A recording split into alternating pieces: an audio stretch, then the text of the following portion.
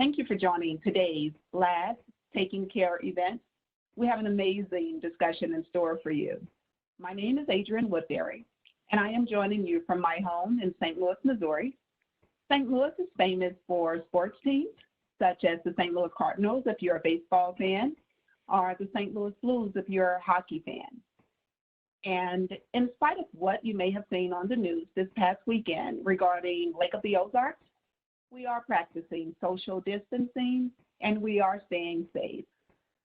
Our topic today is leading with empathy and deepening connections. Personally, I think this is such an appropriate topic for us this week, mainly because countries and communities around the world are beginning to return back to work.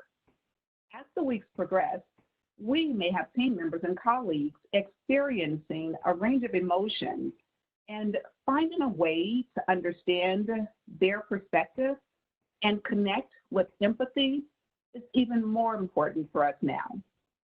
This is why we have Dr. Kelley Watts to lead us in this valuable conversation. Dr. Kelley is a psychotherapist and resilience coach who has been with us now for 8 sessions in the Taking Care series, and she joins us today from her home in Texas. Welcome back, Dr. Kelley. Good morning. Thanks so much for having me. Let's get right to the discussion. So, Dr. Kelley, on the Taking Care site, we have a short Brene Brown video on empathy. And for the audience, if you have not had a chance to review it, I encourage you to do so. It is definitely worth the view. But in the video, Brene says that empathy fuels connection and sympathy drives disconnection. What's the difference between them, and what is it about empathy that actually fuels connection? Sure. It's such a great question, and I agree with you. That little 3-minute video, I think it is so short and it's cartoon. So if anyone hasn't had a chance, I do encourage it because it's a fun way to learn about these two topics. But when we think about empathy, it's not necessarily, there's a big myth around empathy that, let's say we have a colleague that calls us and says they had difficult feedback on a performance review, or maybe with coronavirus, someone in their family is sick.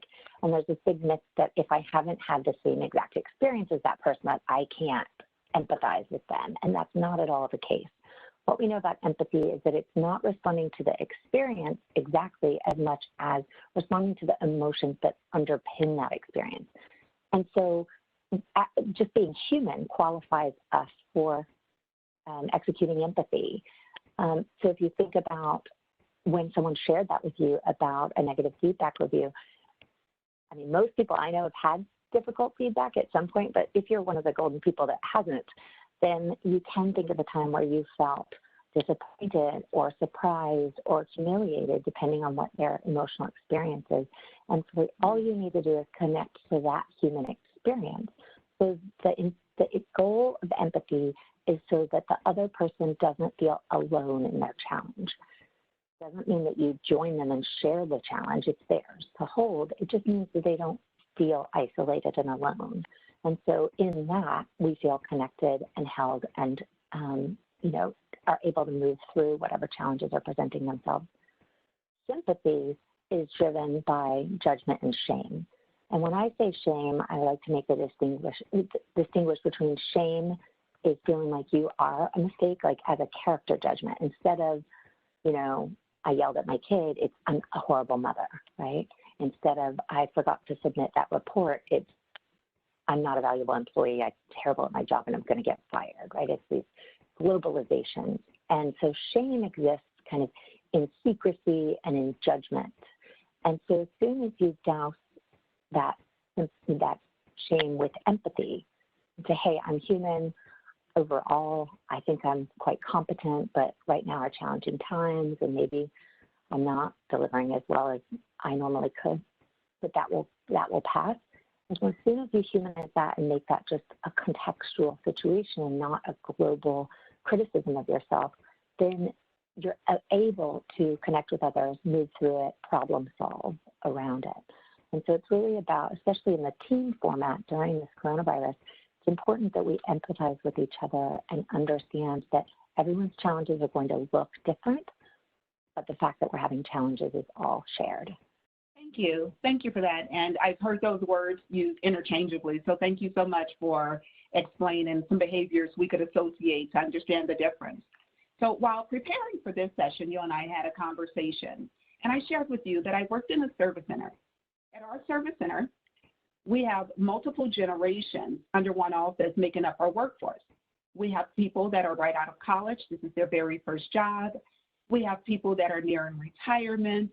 And we have seasoned employees who have supported our customers through major events such as Hurricane Katrina and 9/11. My question for you is, does leading with empathy look different when you're engaging with a diverse or multi-generational groups? Yes and no, but mainly no, I would say. I think what we know from the research, and this is mainly from the work of Teresa Wiseman, who was a nursing scholar, and she looked at the role of empathy in a variety of professions. And really she distilled it down to 4 skill sets. And I really cannot emphasize this enough. Empathy is a practice skill that we can all, infuse into our lives, get it wrong, try again. But the 4 attributes that she outlined were, number 1, perspective taking. And so that means listening to someone else's experience and accepting it as truth, whether or not it's in line with your experience or your assessment of the situation. So it's taking off that hat of critical thinking or judgment and just really accepting that if they felt slighted by that person's comment, even if you heard it and didn't think anything of it, you accept that their experience is truth, right? One note that I always mention when talking about perspective taking is that the more in line your identity is with the mainstream culture of wherever you live, so here in the States, white, straight, Christian, the more in line you are with the mainstream, the less you've probably had to practice perspective taking, the more you've probably been taught to see the world through your own lens. And so it's all the more important in today's day and age that we learn to really accept and listen and hear other people's experiences and not challenge the truth of that, right? And so it starts with that perspective taking. The second one is staying out of judgment. Oh, and that one's hard for most people, right? Even if I like to think of myself as a therapist, I think of myself as a non-judgmental person, but we all have kind of Achilles heels on certain topics that we might be intolerant around or judgmental around or critical of. And what the hardest thing to look at around that, really, when I started learning about it, was that we tend to be most judgmental around the topics that we have shame around. And so we often are looking for someone who, if we think we're performing poorly, we're often looking for someone who's actually performing worse in that same category. And it's not the most beautiful part of humanity, but it's a truth that I think is important to put out there so that we all own it and work on it. I think that's one of the reasons that parenting, for example, is riddled with shame. I think we tend to kind of all of us feel like we're challenged at that, or coronavirus, working virtually, it's riddled with self-criticism because we've never done this before. And so we have to be careful not to look for opportunities to say, well, that person is, really dropping the ball or not performing, and comparing ourselves to them. If you have grounded confidence and know that overall you're doing your best and you give other people the benefit of that doubt, it will help you stay out of judgment. So that's number 2. We have perspective taking, staying out of judgment. Number 3 is understanding the emotional experience of that person. And so that circles us back to something we've talked about on a different session, which is really being able to articulate the emotional experience that in ourselves and in other people. But the skill is understanding the feelings of that other person, because the 4th part is being able to articulate that. And so that's a very imperfect practice where you might have to ask that person, it seems like you're, disappointed. Usually our interpretation of others' behavior is where we fall into really generalizing their emotions into the trifecta of happy, sad, mad. And so oftentimes what we perceive as someone being angry might be them being embarrassed about a performance on a presentation, for example. And so checking out with them, hey, it seems like you're angry with me, so that they have the opportunity to clear with you actually what's happening is, maybe maybe something more distinct. So it highlights yet again how important, being able to articulate our emotions is, so that, because they're all components of empathy and staying connected to each other. And if we stay connected, we can move through the challenges. And so your question around people of different, genders, people of different age groups, all the different demographics, the skill set of empathy is the same. It's just applied with agility for the different audience. And really that perspective taking of accepting that, a millennial may have different values and different experiences of an interaction than someone who's approaching retirement. So just being flexible as you're listening and applying that empathy broadly and openly to each of the people is key. Thank you. The skill set is critical, it sounds like. And I did take some notes, one for the audience, just in case it was perspective, perspective taking, And then number 2 was staying out of judgment, which I think is really good. 3 was understanding the emotional experience. And 4 is being able to articulate our emotions. So this leads me to the next question.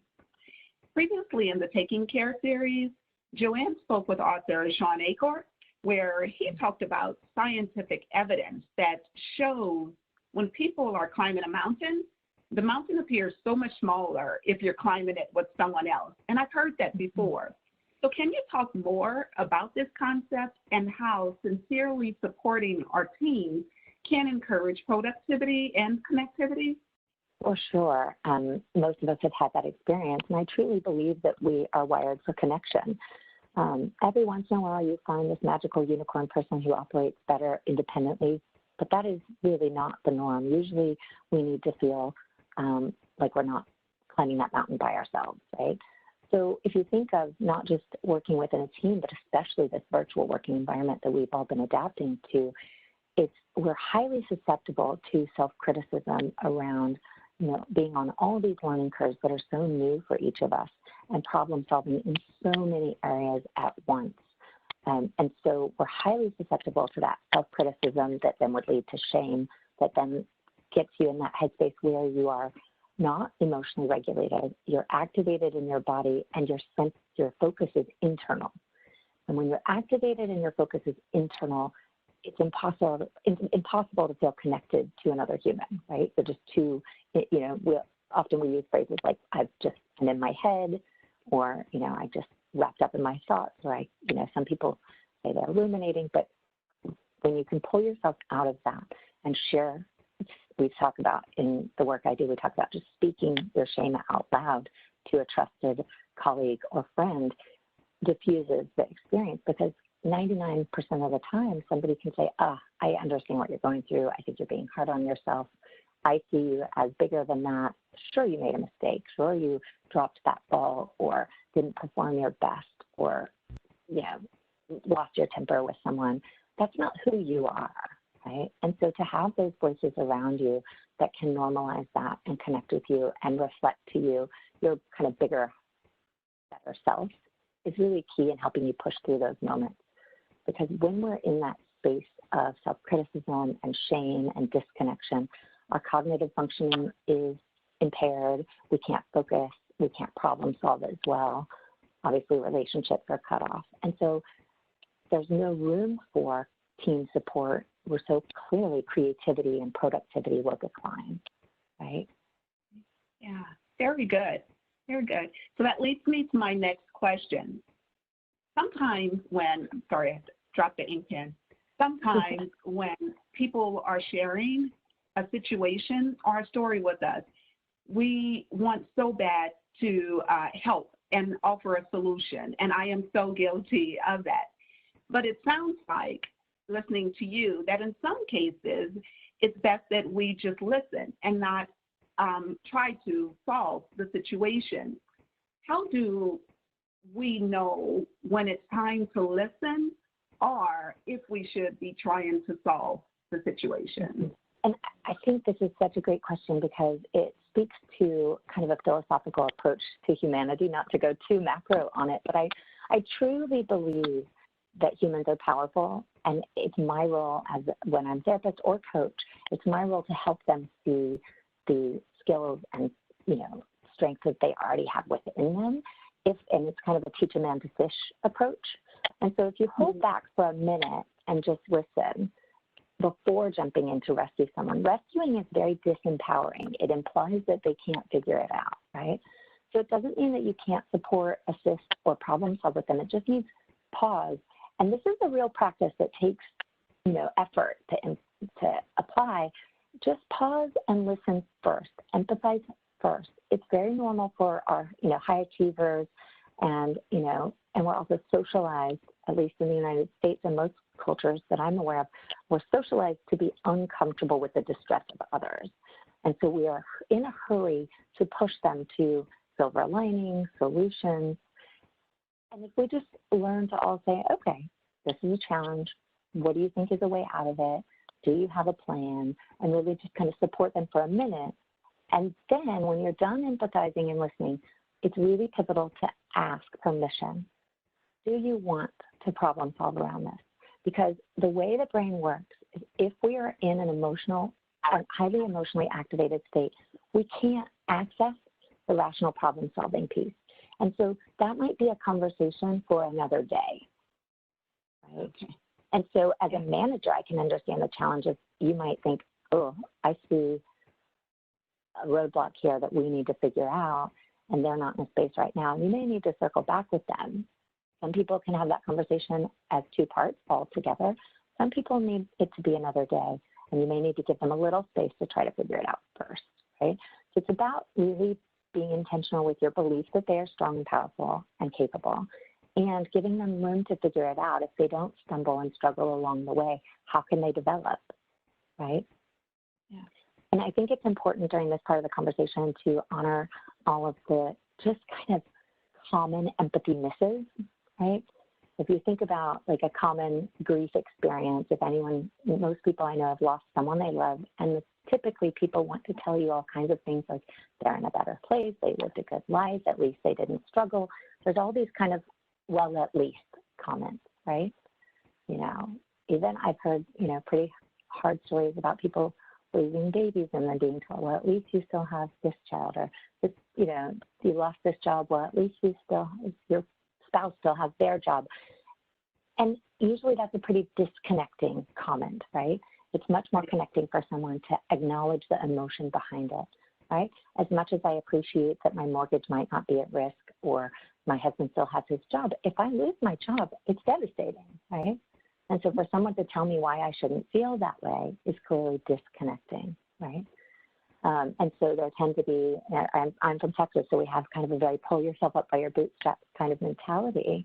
And there often is not a lot of space for just taking a beat just to say, yeah, that's hard. And I know you'll be fine, right? And it's hard, right? And so just recognize the impulse to move too quickly through that hard part and the impulse to rescue someone, and just do your best to kind of just hold yourself back for a minute and then say, can I help? I like that. So empathize, listen, and then ask for permission to see if they want our help in offering solutions. So one last question. Is it even possible to be too empathetic? And what I mean by that is that as a leader, I may understand someone's situation and I empathize with it, but it doesn't mean that we don't have to deliver results. So how do leaders balance the need to support our teams, but still execute on deliverables during these times? For sure. And I think this is a great question because it highlights the myth of empathy, that it is connected in any way to the behavior or execution of expectations, when I really think we should work very hard to disentangle those. Empathy has zero to do with deliverables, timelines, expectations. It's simply an understanding of the emotional experience, right? And there can be a lot of confusion about this, so I think it's important to make it explicit with our team members, right? If they're sharing with you that they're going through a particularly challenging time, and you empathize, while in your mind you might think, well, we still have this report or have this client meeting that we need to prepare for. Some people misperceive empathy as kind of a get out of jail free card, and we need to be clear that I totally understand this is very difficult. Is this going to get in the way of what we're trying to accomplish here in terms of the logistics? And as a team, and certainly as a manager, what do I need to do? What supports do I need to put in place? You know, do I need to call in other team members or reallocate your responsibilities for the time being so that we can meet that deliverable even if you can't? But that's a separate part of the conversation, right? It's a logistics part of the conversation. And we can often offer empathy without, you know, shifting that, right?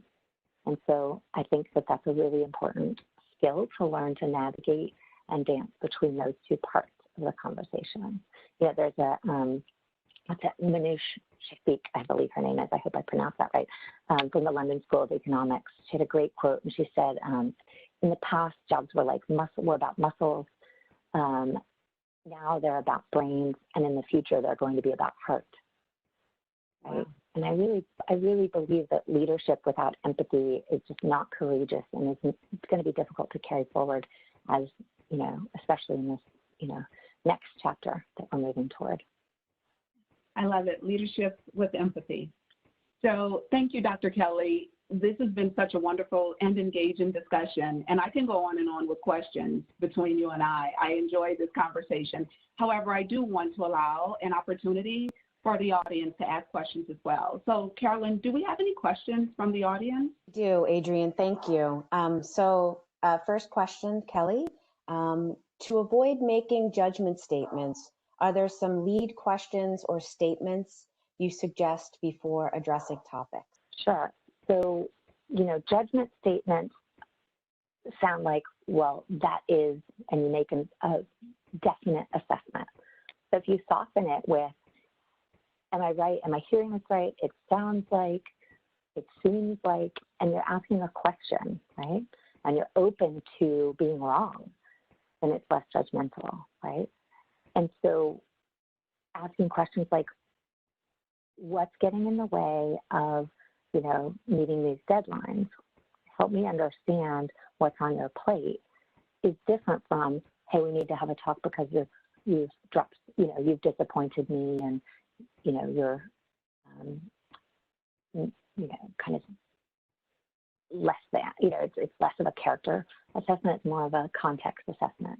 And so it's coming in very open-minded with open questions about, hey, it seems like all I have is this data point or these data points. Is there more to the story that I need to understand? And then hopefully they can shed some light on that for you. The next question is, if you had an empathy miss, is it too late to correct it? Looking back on a recent conversation with a colleague, I definitely didn't approach it with empathy. Yeah, I am so glad someone asked this question, because I appreciate that. Thank you. Because, for example, I would, you know, circling back is a skill that I practice daily. And circling back, that's a key point that I wish I had included. So thank you for asking the question. We can all, as long as we see life as a constant practice of developing skills, and empathy is one of them, then we have to give ourselves space to get it wrong and circle back. And so when we've had an empathy miss and we've moved into problem-solving mode with someone, we can always circle back. Or maybe we've just rushed them through a process or said, hey, here's the solution. Or maybe we just weren't a good listener that day. If we reflect on it and realize I missed an opportunity, we can always circle back. And that looks like, hey, yesterday you came to my office and you shared that this is a challenge. I was in a hurry, and so I offered you this solution, but I really want to take a beat and circle back, because I know you would have I think you would have figured that out. And I just want to tell you, I know that's hard. We're all struggling, and re-deliver an empathy statement for them and see how that shifts things, or if it shifts things.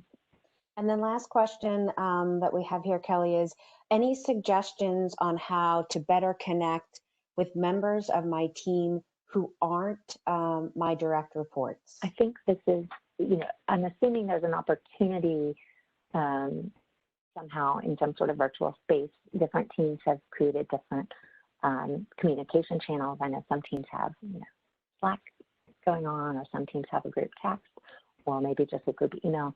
If you're talking about one-on-one, there's always an opportunity to just send a note and say, hey, I appreciated the contribution you made in today's meeting. I noticed that you worked really hard on that presentation. Never underestimate the power of reaching back and just recognizing someone. Hey, I've missed seeing you at the office, and our meetings, the way they're structured right now, means I haven't been able to interact with you. Just want you to know I'm thinking about you. Don't underestimate how valuable those opportunities to reach out are, and I would encourage most people to initiate a few of those.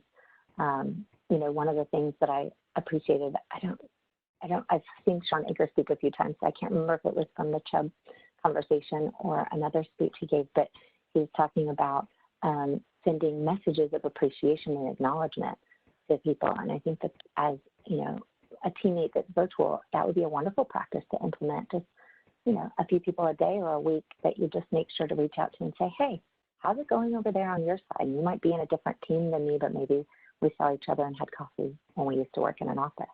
Just checking in. Or I appreciate that you've kept, this taking care series going. Just little things that you can shoot to someone, acknowledgements and appreciations will go a long way. So we're out of time. It's the last session, so I'm going to close us up today. Adrian, thank you so much for joining and making time to be with us and prepare for this session. Kelley, thank you for joining us so many times over the last 5 weeks. And we've held 12 events over the last 5 weeks. And while we don't have additional live events planned beyond today, we will continue to update the podcast and the articles with relevant content on the Taking Care Village page. Joanne Rabbits will continue to post updates and highlight what's new and relevant for your continued well-being. So I just want to say, on behalf of everyone who has worked very hard to put the Taking Care series together, thank you so much to all of you for your support of the series. I do remind you, as always, to take care. Thank you so much.